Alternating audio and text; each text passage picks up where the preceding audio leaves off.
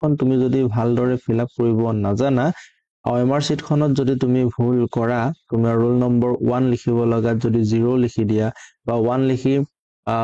ত গোল নিদি 0 যদি গোল চিন দি দিয়া বা 9 ত যদি গোল চিন দি দিয়া তেতিয়া তোমাৰ OMR sheet খন কি হৈ যাব ভুল হৈ যাব আৰু OMR sheet খন ভুল হোৱাৰ লগে লগে তোমাৰ গোটেই ৰিজাল্টটোৱে কি হৈ যাব বেয়া হৈ যাব তুমি 80টা প্ৰশ্নৰ ভিতৰত যদি 80টা শুদ্ধকৈ কৰিব পাৰিছিলা তথাপিও যদি OMR sheet খন ভুল হৈ যায় তেতিয়া তোমাৰ ৰিজাল্ট বেয়া হৈ যাব গতিকে OMR sheet খন ফিল আপ কৰোতে সুস্থ মগজুৰে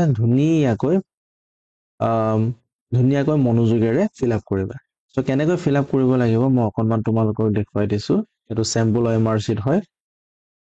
তোমালোকৰ ৰোল নম্বৰ এডমিট কাৰ্ডতে থাকিব আৰু 7টা অংকৰ থাকে মই ধৰি লৈছো যি কোনো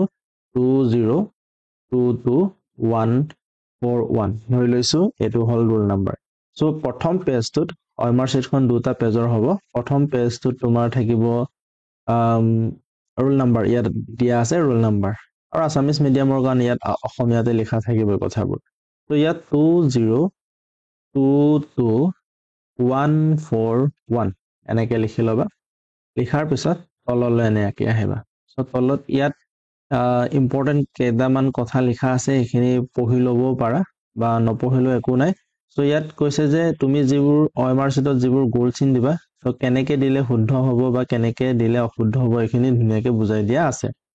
তো চাৰিটা অপচনৰ ভিতৰত যদি দুটা অপচন তুমি গোল চিন দি দিয়া তেতিয়া তোমাৰ অশুদ্ধ হ'ব এটো কেনসেল হ'ব এটো তুমি যদিও শুদ্ধকৈ কৰিব পাৰিছিলা ধৰক এটোটো শুদ্ধ নহলে দুটাটো কেতিয়াও দিব নোৱাৰে গতিকে এনেকৈ দিলে অশুদ্ধ হ'ব আৰু এটাত গোল চিন দি এটাত যদি পূৰণ চিন দি দিয়া তেতিয়া কি হৈ যাব ভুল হৈ যাব এনেকৈ দিলেও ভুল হ'ব এনেকৈ দিলেও ভুল হ'ব ইয়াত কিয় ভুল হ'ল কাৰণ ইয়াত সম্পূৰ্ণ গোল হোৱা নাই আৰু একেবাৰে লাষ্টত যেটো আছে এনেকৈ দিব লাগিব তেতিয়া হে তোমাৰ কি হ'ব শুদ্ধ হ'ব সো গোল চিনটো ভালকে দিবা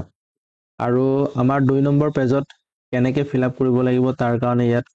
উদাহৰণ দিছে সো এইখিনিও চাই ল'ব পাৰা সো ইমানখিনি পঢ়ি থকাৰ প্ৰয়োজন নাই ইয়াত মই শিকাই দিছো এইমতে কৰিবলৈ হ'ল so page number 2 page number 2 আকৌ কি আছে ৰোল নম্বৰ লিখিবলৈ আছে ৰোল নম্বৰ আমি লৈছিলো 2022141 এতিয়া ইয়াত 2 আছে ন সো 2ৰ পুনে পুনে বিচাৰিবা 2 ক'ত আছে ইয়াত ধুনীয়া কেনেকৈ গোল চিন দিবা বাহিৰলৈ যাবলৈ দিব নালাগে কেৱল ভিতৰতে ওকে তাৰ পিছত 0 টো চাবা 0 ইয়াত আছে ধুনীয়া কেনেকৈ ওকে এনেকৈ গোল চিন দিবা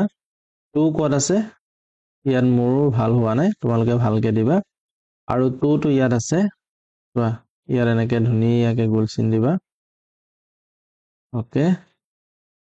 ইয়াতো 2 আছে এনেকৈ বিচাৰিবা পুনে পুনে যেটো নম্বৰ আছে এটো মই ইয়াত ভালকে গোল দিয়া নাই তোমালোকক জাস্ট উদাহৰণ দিছো যেহেতু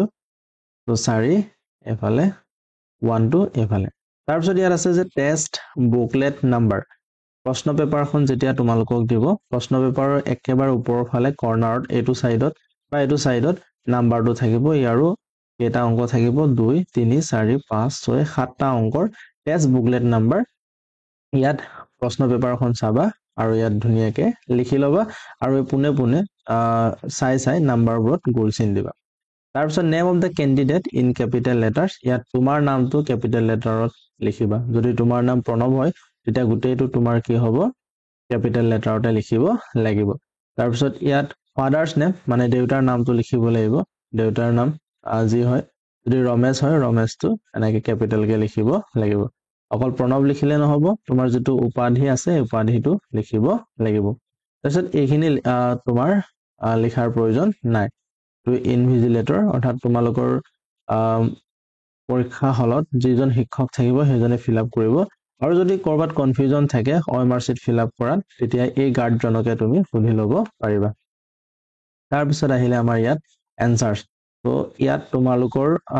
ইয়াত কোৱেশ্চন নম্বৰ আছে কোৱেশ্চন নম্বৰ 1 ৰ কাৰণে তুমি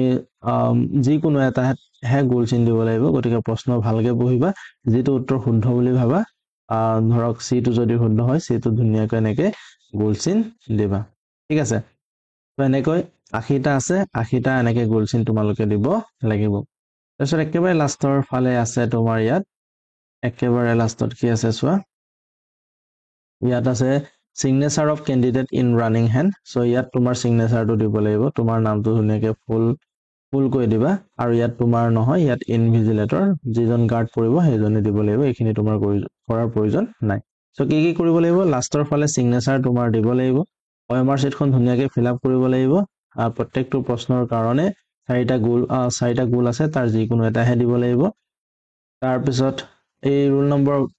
নম্বৰ যেতিয়া ভৰাবা ৰোল নম্বৰটো শুদ্ধকে দিবা আৰু গোল চিন দিওতে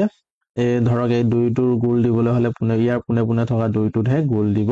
লাগিব ইয়াত তোমাৰ নামটো ক্যাপিটেল লেটাৰ লিখিব লাগিব এই দেউতাৰ নামটো ইয়াত কি লিখিব লাগিব ক্যাপিটেল লেটাৰ লিখিব লাগিব আৰু প্ৰথম পৃষ্ঠাটোত কেৱল ৰোল নম্বৰটো লিখিব লাগিব ঠিক আছে নিশ্চয় বুজি পাইছা OMR sheetখন ভালদৰে ফিল আপ কৰিবা কাৰণ OMR sheetত তোমাৰ ৰিজাল্টটো নিৰ্ভৰ কৰিব OMR sheet ভুল কৰিলে ৰিজাল্টটো বেয়া হৈ যাব আশা কৰো তোমালোকে ভিডিওটো ভাল পালা আৰু পৰীক্ষালৈ শুভেচ্ছা থাকিল ভালদৰে পৰীক্ষা দিবা আৰু